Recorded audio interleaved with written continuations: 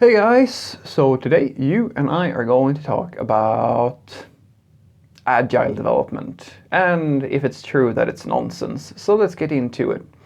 So the question in question was, Frederick, why do certain developers think that agile is nonsense, such as people working at Google or Facebook or so forth and so forth?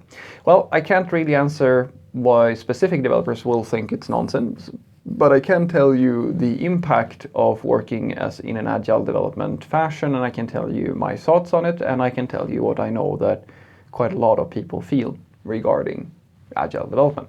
So the main reason I would say that quite a lot of people say that agile development is nonsense or that it doesn't work or so forth is due to two main things. And the first thing is going to be that this world was not designed for agile, in the sense that the normal way quite a lot of companies work and the normal way most humans want to interact with any type of product, the process, or well, anything basically, is that you put an order in for something and you get an expected result back. You can think of it as just to define that, in an agile work development process, you're basically iterating constantly or continuously over the thing that you are going to develop. So you make a small implementation of something, you ship that, and then you make another small implementation, you ship that, etc., etc., etc. And although this is, the idea here is that by doing these iterative steps, you're more likely to actually get each step correct than if you're shipping something that is very big.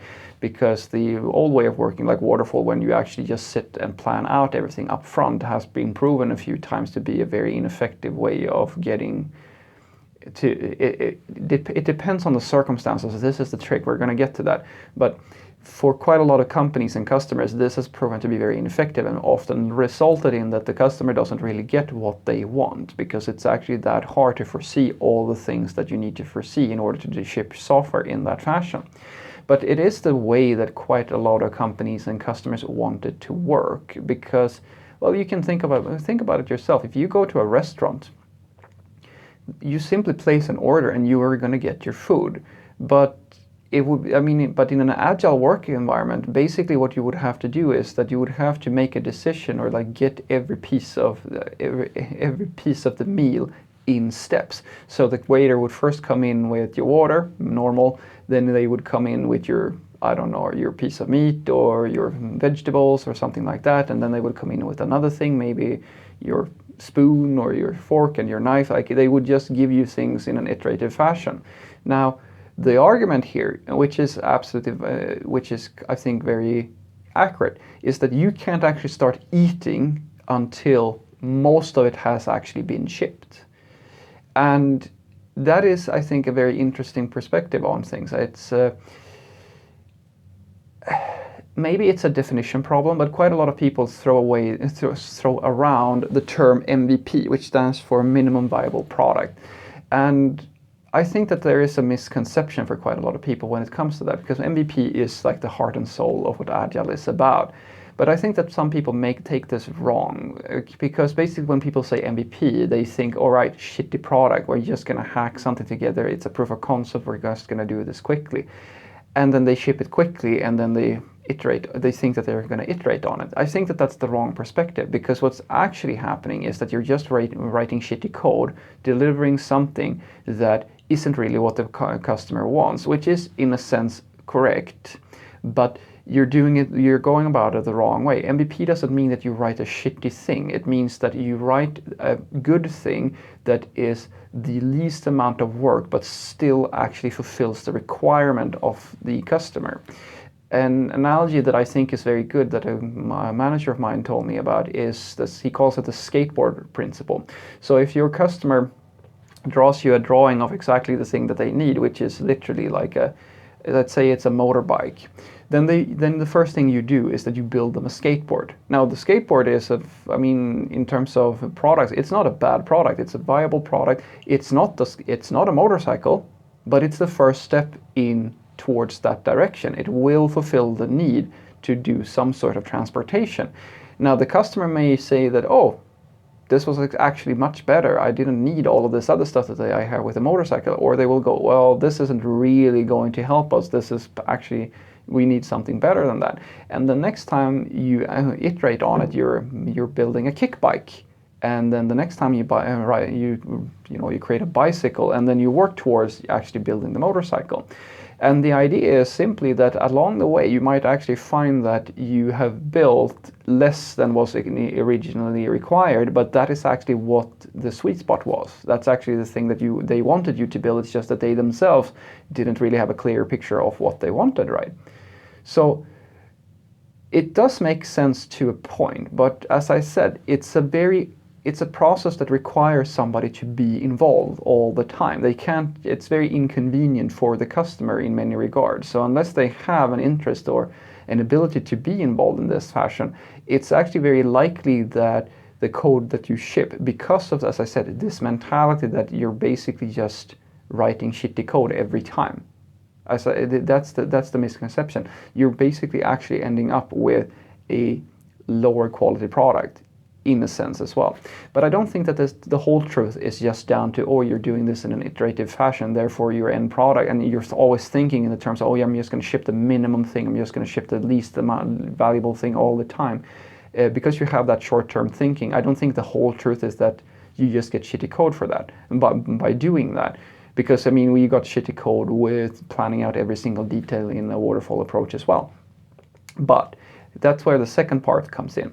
And I think that the second part to it, the reason why people have a problem with Agile, is that in an Agile work environment, there's very rarely, we're very good at focusing on this iterative process, which makes a lot of sense if you are a consultancy, as an example. If your goal is just to produce the minimum thing in order to make a customer happy, it makes sense because you are almost guaranteed that you always do the minimum amount of work to achieve something.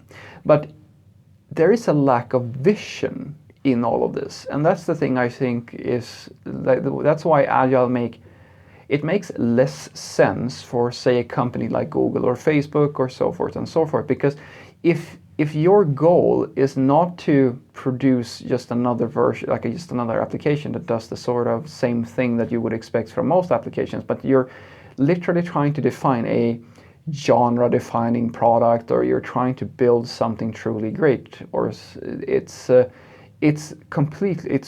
wrong mindset.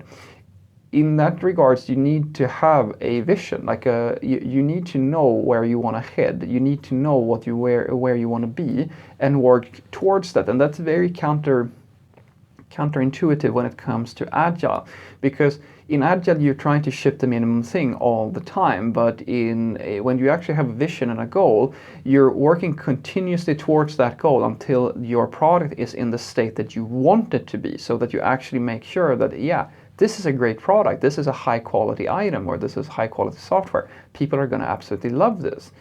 You can think of it as taking bigger steps, if you will, towards the right direction. The downside with this is, of course, that, all right, that means that, well, you're kind of back to waterfall in a sense, because you're not actually in a position to, you're going, the process of delivering something that people truly love, or like a really high quality product, is longer, it's more costly, it's going to take more time. But if your company if your company can afford it, and like the goal is to produce this high quality software, then that's fine. Then you're going to pay that cost, right? So that's what I think. I really think that the reason why most developers, well, not most, but quite a lot of developers feel that this is nonsense is because it does breed this, Agile does result quite often in that developers and products of lower quality, if you will. It does in a sense, not because it has to, but rather because people have the perspective that, all right, we're just going to hack this together because, hey, we're just going to ship this because of this time restraint and like this iterative approach. And although that is true that, sure, it does work in a sense, it's not a good fit for every project. If you're building something for a consultant or something like that, it might, as a consultant, it might make sense to a degree. But if you're trying to write really high quality software and build really good products, it's probably a better idea to have like a vision of some sort, because then you actually know where the end state is and you're actually continuously working towards it. So what I want you to take away from this is that although it's kind of hard to answer exactly why people have a problem with Agile, I think that the main two things is, as I said, this MVP mindset often leads to people actually respecting their work less, and basically it's also very hard for you to it's not right for every customer, because it literally requires you to have this continuous communication back and forth between the customer and yourself. And be sure that's an ideal scenario if you're all in one company, but if you're with an external party or things like this, it might actually be very tricky for you to have that continuous feedback. It causes quite a lot of delays in the process and so forth. And shipping something, even if you and we come back to this idea of, all right, shipping an MVP, what does that mean? For quite a lot of people, it means to write something really shitty or something really, simple, shipping that and then having that evaluated. But what's really most useful is if you ship like every unit of something that you shipped, every MVP needs to actually be something that is useful, right? So it's a bit of a definition problem there. And then apart from that, I also believe that it's not the right approach for every company. If you are working as a consultant, or if the goal is just to write something that needs to fill some type of requirements, that's one thing. But if you're a product company and you're trying to build a really high quality product of some sort, this approach of working makes it harder to actually follow up on a vision, because you are more likely to actually compromise, because the focus is to ship, like the short-term gains is the focus. But when you're building a vision, you actually need to be in it for the long haul and be more focused on where you want to be, rather than, okay, what's the shortest amount of the least amount of investment that I can make today. It's a similar problem where some people claim that politicians are only in it for the quarterly report, but if you want to do something truly great, you need to think over a longer time period than that. And I think that there is some truth when it comes to software development in this regard. Have a great day.